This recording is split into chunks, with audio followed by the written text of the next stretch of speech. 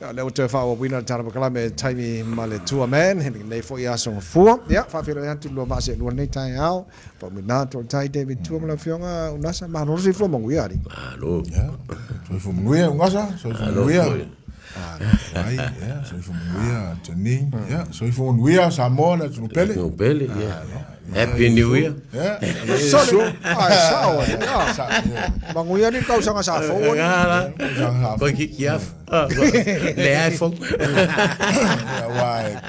Wanga fa ta lo fa le tu tato. ya Ta mam sina ma. Ki rondo ku puta vai mo.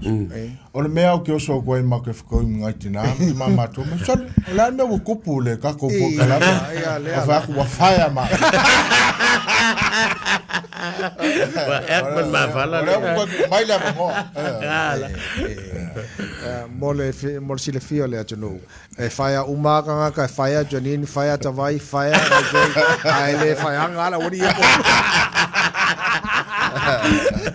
Asa al kala es ko inga ngale ya ele e faya fol pule faya fol boss Faya for the boss. Esa only. la no de se fo mo nei tai au ka ko si fa il mo wodi le mala le tai au so le nga sa ngole mo sa ngole mo duamba na ai fo ile so ma fo lo ngari ka ko inga kimu inga kimu ngo kimu le po kimu ka ku samo ke mo kimu ka mo mai packet Ka ko venga kimu sa sa mer ko ingar kimul. kimu sa wa ko kimu sa se foi a cuore foi ma mangor ka rin kiu ke fully so le sa me porque que kimbo ya ai vi ele lo fole tu ya o ngava ya so o ke nga auto na ya lo mai for su lo nga malo ya le lei tu langa masani or matu pokala me ko lu ama ko rounds ko lu aka morsanga ai ma ko pese ka ka pese ma ko pese manga ya langa ya ko fai ko pokala me ska ko pese manga ya le lei ladies and gentlemen, this is round number 1. Wat ya fan. Wat tau na mata tato porkalam. Round 1. The lay na ini porkalam community sa do fatasi yai.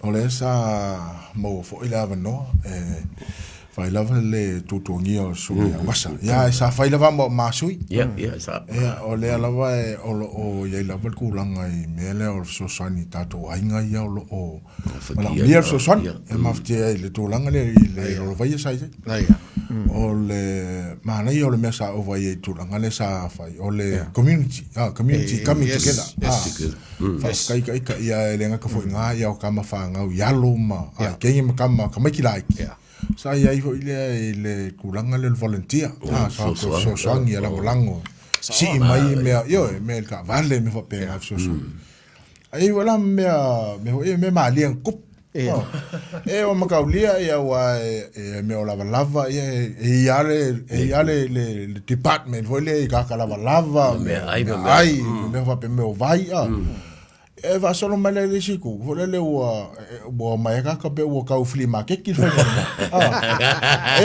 o solo va wa lu o solo pe ka wa ka kongu pu ai sa ka polite va me ka fa i wa so pe nei o kulanga ka ngai o fa la kula le siku mai le siro mo tu ala ki ke mai e ka i lu fuai ele ka fa Only two.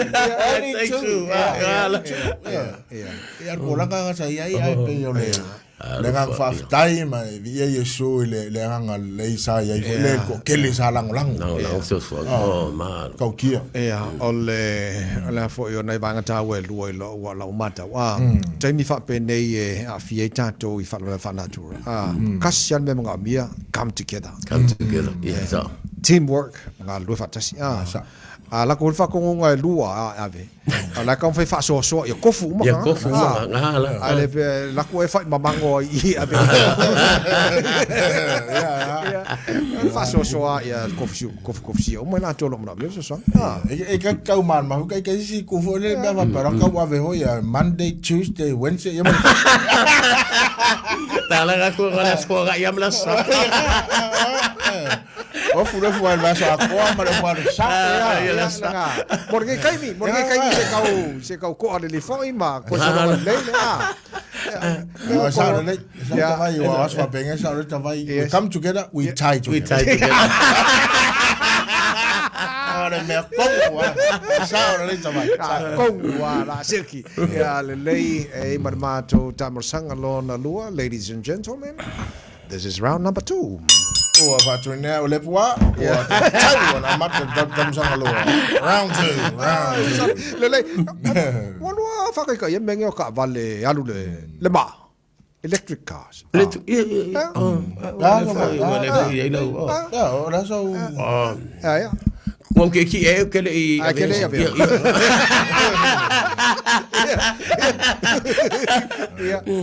Na so. So ke ki ka. So le ka fe fo ris kai mi. Ka ke ya la ku ke o ku me ka fa fo. Ele mas po. La ele po. So ko fe di. Usamba nga ia ke fa me se fe pensing ia ka ilo ia. Wai kai me alo le nga ile. Le ma. Ilo. Lo fo le ma ia o mo fo le ma. La.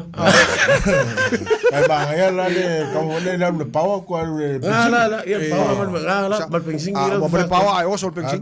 La ke se o kamera nga le fa ko power ko le pensing. O mo le pensing o so power. Ia wasa ia kulanga fo o fatandong al community. E kulanga la ia me fo ia kon fe se fel pensing. Ai lenga ka se pensing a kon fe le so sangi me kupu le me ka sa fo le waru. Ka sa le ka ulunga me o son. Pero o son por o son o son ka fa ia o le mera nga le nga ia leaders of community. Ka fa ka ngo fa la mal to te lo tangata. Ai me se ka me kia onga. Por asa ko mai kau por asa ko si le fiel kulanga le wa ia ki lo ka vale.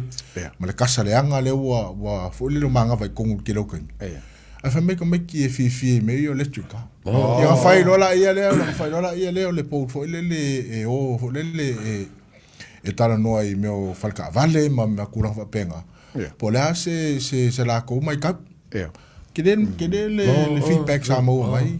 Ai ole ke le fo ia pe ko lu ainga sa ave le fa momua fa ta vale fo le fa ka ia po le tupe fa alu le masina ia tupe la sa ia sa fa alu le masina le pensing pe mai fa se la la le masina ia nga u fa nga le electric car pe mai se la mas fu so ke le se feri ya ta vale le electric ko pensing okay ke le se ole la ke se ku ke pe ole vale le ma o ya ale kamera le electric ya wala nga o ki lo kulisia so ya ke ro pe o pa me ke o se la ya ke ro le se la ka no ta chini le sa ki lo le sa fe lo me ka fe lo Tesla kamara nga mo ka pia Fie ro ska fa penga. Ai wa ka ko fa ka bali to. Or ka bale la fie roi. Ka bale fo le alu le ma wala ngo ma fo e fa ngole. Ole ever ready e po ngo si ma. Ke fie ka fe roi la ska bale fe roi le ma ole every day. Every day. Mo ka wa. Mo. Mo ka ko. Lo me fa ka wa ma. Come on, ever ready, but always ready. Always ready. Every day ready. Lele on matter round muri on fa mai on matter por kala me ke kuli ma ko. Ladies and gentlemen, this is round number 3. But Nea was Samoa tau on fa umal jata pokala. Okay, lele ang lo mai moi talongan fa ngon pa aso. Ai o le ki lo ngi fiku ka lo nga fi vole sa ki lo ye ta lo nga ta to ma ia tom fa nga alo Samoa le ta lo nga vo le am ka ngole ta to fa le nai mo mo na to ta lo nga ma chili e ma New Zealand le ma tom fa ia no tu te la to ta lo nga nei ma le kaya Argentina ia wa le manuia ia le tom fa nga na tam ma nga ia fa ka balingol ka lo so da de ma Boa i maka kia. Ma lo si vole o Argentina so. Malos. Sorry. ke pawan mele ko e ko jamo tato experience le lo experience mo foi leo sai ko roxi vo e fe talo ala wo ye experience mo le manga va ole marosi ba ya marisi me mana ia lai mo foi points o sa la mo ai alu no ia malo kuri ma wale la ka alo ele su e poi kuri ma bol kuri ma mo nga points wala ilunga top 5 top 5 sek mangai lele pa nga ka longo mai moi pe sa fi fala ta longa mato fat koleng ya ma ka mai sa koleng kio okay sa sfulu va son koleng ko okay ai le na manuia ngai la le nei fale kung lai ki sai ona to lua lo lin to ta alo ai ke wa ko e kasia ka kala ko fu sumalo ye ko ai esel fai o se fer calling eso ai no mun mule fo ka ko ya vai lo le me o le makke po ai fu su le si o ai le fu me be puxili wa panguia fa mo le o le fa na o me puxili o le fa longo ma no vai le fai me ia fa to fai ya ai fa tai le to ai le si na faina wa la kia la usunga Faumuina pa ko la ko kasi ala ko dua ka malai anga fa pe o mau was pa o ko do pingi ko kasi o fa ya o fa ye vole le skama ko kasi nya mo fusu de seri fusu de la kwesi fusu kam sang mo la kwesi kam sang lu ya la ngala ma kam so ya me o se povi le come on man boxing is boxing a fight is a fight. Lei o mato rounds na tolu ai fiu sur ma kopese o me o se ko por ka kopese ri pe ya tininda ko se cerca por ka lei ale Ja. Elefanta miliua o te mai. Tola ilo siali ima ua fai mai. Ia file muia to ale tai. Tali ilangi so tato ai. Fai talia peleta ia. Awele ko vanai. Ua e whaafiti E te leilo aina O se whangata avili Ae moli mauta maiti male Ka whawhingi a walis O e lava na e whaapa O le whangata avili Aue Ta fia Miti Salvai ole fia Samoa Le tapa availena Ele ole tino A ole anga A fai tu mau Ole tanga vailena Ole atu maule manuia mo Samoa E te pisaloa Isa foi